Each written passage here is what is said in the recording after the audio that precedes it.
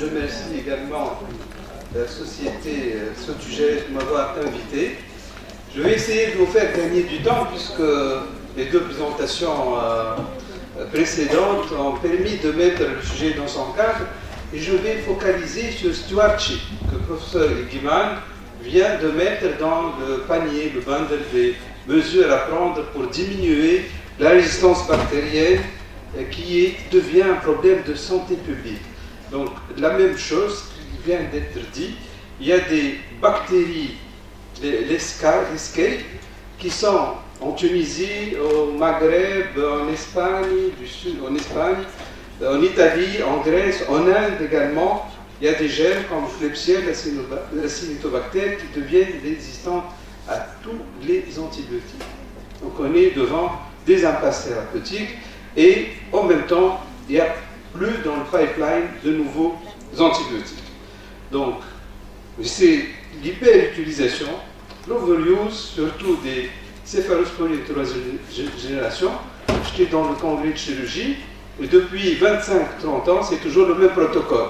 Péritonite, c'est C3G aminoside. C3G aminoside pour tout le monde. Ce qui va provoquer l'apparition en bleu des BLSE, des gènes qui résistent au C3G. On va switcher sur des carbapénènes et du coup on a des gènes qui résistent au carbapénène. En même temps on va sélectionner de l'entérocoque, surtout le phécium qui est résistant aux pénicillines. On va utiliser la vancomycine de façon importante et on sélectionne le VRE. Depuis quelques années on a des entérocoques phécium qui résistent à la vancomycine. Ce n'est pas exclusif à la Tunisie, comme je vous ai dit. C'est également au niveau de la Grèce et on a des problèmes qui sont un peu similaires, économiques et de résistance bactérienne.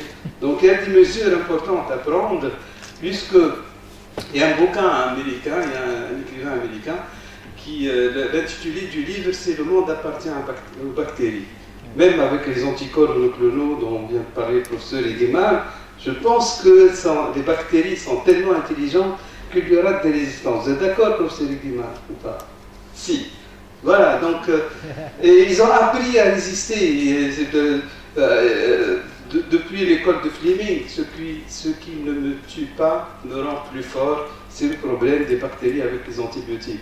Vous voyez ces courbes-là avec une augmentation des staphes, avec la mortalité. Pourquoi c'est important de lutter contre la résistance? Il y a plus de morts lorsque Klebsiella résiste BLSE, 2 fois plus de morts lorsque la Cyanobactère est résistant à l'IMPNM, il y a 2 fois plus de morts. C'est la même chose pour le Pseudomonas, donc il faut une solution. C'est le problème de la France également. J'ai vu sur cet article, vous voyez, la France consomme 30% plus d'antibiotiques que le Suède ou l'Allemagne. Donc ils ont plus de résistance par rapport aux pays nordiques. Vous avez ici, pour les malades de réanimation, chaque malade a en moyenne 1,5 antibiotiques. Donc vous avez des malades qui ont 2, 3, même 4 ou 5 antibiotiques à la fois, vu l'augmentation des résistances. Donc devant ce dilemme, overuse des antibiotiques, antibiothérapie inadaptée, les chirurgiens qui antibioprophylaxie se prolongent 5 jours, 1 semaine.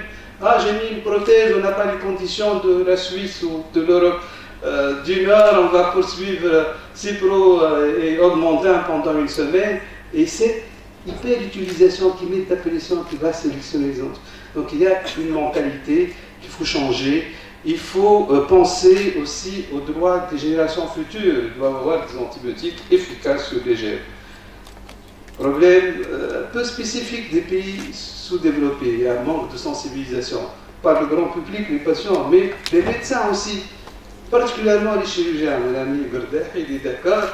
Et vraiment, vous avez dit 50% considérés comme inévitables en France. Moi, je peux me permettre de dire que Tunisie, disons 90% des infections liées aux soins sont considérées comme inévitables et pas iatrogènes. Il n'y a pas de loi, il n'y a pas de réglementation, il n'y a pas de pression des sociétés civiles ni des sociétés d'assurance, il n'y a pas d'audit. Pourtant, il y a une jurisprudence en Tunisie, les juges commencent à indemniser les patients qui portent plainte, qui meurent d'infections liées aux soins non justifiés. Il y a eu des antécédents et ça commence à exister. Il n'y a pas de médiatisation, c'est toujours le même esprit, c'est considéré comme inévitable et en plus les médecins ont peur de la réputation de clinique, de leur service, de leur institution, donc on ne parle pas d'épidémie, d'infection et ça reste un sujet un peu entre guillemets tabou. Il n'y a pas de budget également pour instaurer des programmes, des bundles, des paniers de mesures. Je commence maintenant avec notre expérience à l'hôpital militaire et on était convaincus que le moyen c'est de mettre en place le stewardship qui est développé aux États-Unis, en Amérique, au Canada, peu développé en Europe. Vous avez 57% uniquement des hôpitaux européens et 20% des hôpitaux universitaires n'ont pas de stewardship. Comme son nom l'indique, c'est un peu en tous accents, ça commence à venir en Europe. En Tunisie, la majorité des médecins et des institutions n'ont pas de stewardship, pour plusieurs raisons qu'on peut discuter tout à l'heure. Quel est l'objectif principal de stewardship? C'est de diminuer la sélection des bactéries résistantes et des résistances bactériennes, et l'émergence des résistances, mais également diminuer la toxicité liée à l'utilisation des antibiotiques. L'objectif secondaire, c'est réduire les coûts. Le coût des antibiotiques, sans diminuer la qualité des soins, et c'est toujours en combinaison, comme l'a présenté le professeur Egeman, ce n'est pas uniquement le stewardship, mais c'est un programme de contrôle de l'infection et associé à des mesures d'hygiène, d'épidémiologie, pour casser ce cercle vicieux sur l'utilisation des antibiotiques, augmentation des résistances des bactéries aux antibiotiques. Donc c'est un mariage entre, au milieu, l'épidémiologie, la surveillance locale, le contrôle de l'infection et l'antimicrobial stewardship. Donc c'est multidisciplinaire. Et on est une équipe, ici présent, la majorité de l'équipe, l'administration avec le colonel Fete, ici, les chirurgiens, le pharmacien, le chef de service de pharmacie interne, l'épidémiologiste également, l'infectiologue, tout le monde est présent. Avec, il faut un chef d'orchestre, l'intensiviste ou le réanimateur, l'instrémateur peut jouer ce rôle puisqu'on est au carrefour des spécialités entre les services de médecine, d'urgence, de chirurgie, de soins intensifs cardiologiques et au niveau de l'hôpital militaire, même sur le plan universitaire, c'est toujours le plus haut gradé, le plus vieux, donc je suis le plus âgé et le plus haut gradé, donc j'ai pris la responsabilité de gérer ce groupe d'antimicrobial stewardship et de par ma spécialité également. Le problème de guidelines, et ici je veux saluer l'équipe de Pfizer qui était à l'origine de la publication de guidelines qui sont publiés dans des bouquins distribués aux différents médecins. Et on a eu l'idée de réunir plusieurs spécialités avec le professeur Tiwiri ici présent, pas sur la photo, c'est Hammamet, le professeur Egeman qui nous a aidé à élaborer, et des équipes de la RATA, de Chabricot, de la Marsa, plusieurs spécialités à la fois. Ici, vous avez le stewardship de l'hôpital militaire avec l'administration, l'épidémiologiste, chef de service de parasito, de bactério, de biochimie, et le chef de service de la pharmacie interne, et un représentant de ce service de néonatologie qui sont toujours présents. Donc les principales mesures, on a essayé de limiter le traitement antibiotique anti-infectieux aux infections documentées. Donc on a choisi des experts, surtout des réanimateurs et des infectiologues, pour éviter de traiter des colonisations asymptomatiques ou de prolonger des traitements injustifiés, surtout avec des antibiotiques qui ont un large spectre, et optimiser les paramètres au niveau de la pharmacie interne. Ils sont en train de développer le dosage des antibiotiques, ce qui permet d'être plus efficace, ayant des concentrations supérieures au CMI et moins toxiques, moins néphrotoxiques. Donc, le bon usage des antibiotiques, mettre en place une stratégie de désescalade une fois on a les prélèvements et de réduire la durée du traitement anti-infectieux. Les experts, et même au niveau de la pharmacie interne, lorsque la durée est dépassée, il peut arrêter et ne pas donner l'antibiotique. Introduire également des stratégies comme le cycling le cycling et le mixing, surtout le mixing, c'est-à-dire que pour les péritonites, je reviens toujours, au lieu de donner ces 3G aminosides à tout le monde, on peut faire les 3 péritonites en même temps, on peut donner ces 3G aminosides à un patient, l'antigécycline à un deuxième, l'eltapénème à un troisième. Ça permet d'éviter cette pression de sélection de ces 3G que je vous ai montré tout à l'heure, qui est à l'origine de l'émergence des entérocoques et des BLSE. Donc le mixing commence à avoir des travaux. Moi, je crois beaucoup à ces techniques pour diminuer la pression de sélection. Utiliser les données locales, le lavage des mains également. Donc établir des guidelines d'antibioprophylaxie, limiter l'antibioprophylaxie à 24 heures. Ce n'est pas le cas. Et je vous assure, je parle beaucoup avec mes confrères du secteur privé, et les anesthésiateurs sont obligés, ils ne sont pas convaincus, mais de poursuivre 4-5 jours les antibiotiques pour des prothèses, pour la chirurgie urologique, et ça fait induire de la résistance. Vous avez ici le bouquin Situation clinique avec un poster pour le bon usage aussi des bonnes doses, parce que le sous-dosage des antibiotiques est également un facteur d'augmentation des résistances. La préautorisation, donc c'est la mesure la plus importante, c'est-à-dire imposer pour certains antibiotiques, et ici je vais utiliser les diapos du chef de service de la pharmacie interne, M. Mohamed Alious, ici présent. Il n'est pas là, ces diapos, donc on a essayé de rationaliser pour donner l'antibiotique adéquat et essayer de diminuer surtout cette liste d'antibiotiques. Et on a ciblé les antibiotiques large spectre onéreux. Les antifongiques comme le Concitase, le Vefin injectable, Méropenem, Tiena, Minvins, Tigecycline, les glycopeptides, le Zivoxide et la phosphomycine, pour diminuer cette pression de sélection.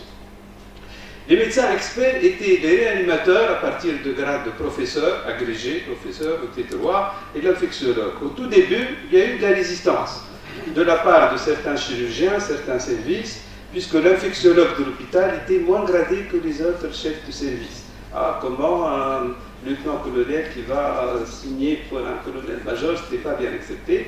Et d'autres dans les coins parlaient d'un nouveau lobbying. Les réanimateurs et les infectiologues vont mettre la main sur les antibiotiques, sur les prises en charge des congrès par les labos. Ce n'était pas pris du côté où l'intention qu'on est vraiment motivée parce qu'on voyait cette résistance des antibiotiques augmenter. Mais avec le temps, on a pu convaincre et tout le monde nous a rejoints. Et sur 2015, à partir de janvier 2015 jusqu'à janvier 2016, il y avait 1500 ordonnances qui ont été reçues durant ces 12 mois. Et vous avez ici l'effet qui sort dans toutes les études. Le premier effet, c'est le gain en argent. On a pu, sur uniquement ces antibiotiques de réserve, gagner 285 000 dinars sur une année. Et pour 285 000, c'était 252 000 sur les antibiotiques qui coûtaient cher. Donc c'est pas rien pour un hôpital. Parmi les commentaires que j'ai eus, c'était pour la première fois, vous voyez des médecins tunisiens qui pensaient à l'argent de l'hôpital. Donc c'est pas, on doit penser à l'argent de notre hôpital. Pourtant, parce que vous voyez en bas, entre 2014 et 2005, il y a eu une augmentation des nombres de jours d'hospitalisation de 30%. On augmente le nombre de jours, on introduit de nouveaux antibiotiques et on y fait d'économies. Entre parenthèses, le nombre de jours a augmenté avec l'activité privée complémentaire qui était autorisée pour les médecins. Donc du coup, il y avait 30% de plus d'hospitalisation. Si on voit maintenant la consommation globale, vous avez les courbes qui montrent cette diminution entre 2014 et 2015 sur les carbapénèmes, sur les glycopeptides, la tigecycline et le zivoxide également, diminution de la consommation, les antifongiques entre les 2 années. Donc le fait d'instaurer un stewardship, une préautorisation efficace sur la consommation, sur les résistances, c'est encore tôt. Pourtant, il y a eu des études qui montrent une diminution de résistance. Les diapos du service de bactériologie, le professeur Mohamed Moussa et son équipe, on peut prévoir déjà quelques résultats. Pour l'Escherichia coli, vous avez ici une diminution de la résistance aux céphalosporines, à la céphoxytine, mais une diminution aussi de la résistance piptazole, mais une augmentation de la résistance à la cipro, puisque les gens n'ont plus le droit de prescrire des antibiotiques à large spectre, ils vont se rabattre sur la cipro et on voit une augmentation des résistances. Sur le Klebsiella également, on voit très bien une diminution de la résistance à l'ertapénène, le fait de diminuer la consommation, la pression de sécrétion, il y a une diminution des résistances et une augmentation pour la ciprofloxacine pour la même raison. Pour le Pseudomonas, ce n'était pas dans notre cible, donc on voit une augmentation des résistances aussi bien de la ceftazidime, piptazole, qui ne sont pas concernés par la stratégie de restriction.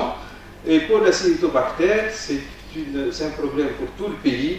C'est un gène qui résiste à tous les antibiotiques, reste que la colimicine, n'a pas encore de résistance, Codirifa, ça marche encore, mais si on ne fait pas de politique qui vise à diminuer la résistance, peut-être qu'on va se trouver, on commence à se trouver avec des Klebsiella qui résistent à la colimicine.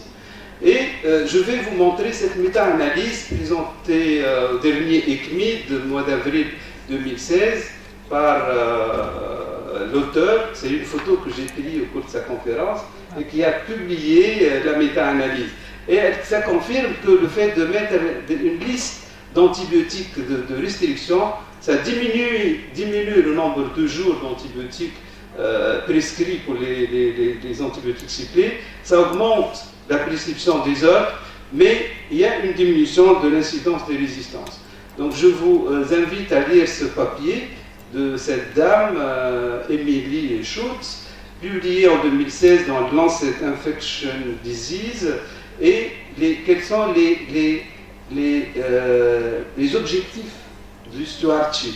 Il y a 14 objectifs. Nous avons utilisé pour le moment les guidelines, les listes d'antibiotiques à restriction avec préautorisation, la consultation, l'infectiologue, le réanimateur se déplace surtout dans les services de chirurgie pour essayer de désescalader ou de changer l'antibiothérapie.